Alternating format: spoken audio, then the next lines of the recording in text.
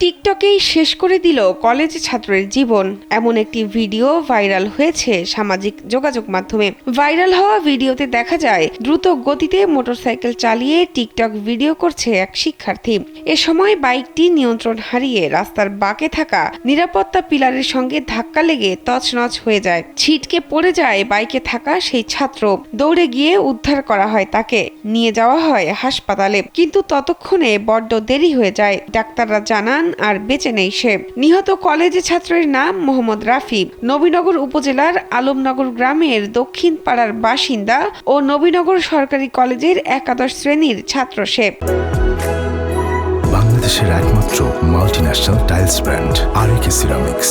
জানা গেছে মঙ্গলবার দুপুরে বন্ধুদের সাথে নিয়ে টিকটক করতে যায় রাফি, আর তখনই ঘটে এ দুর্ঘটনা। ব্রাহ্মণবাড়িয়ার নবীনগর রাধিকা সড়কে নারুই গ্রামের বিলের রাস্তায় এই দুর্ঘটনা ঘটে।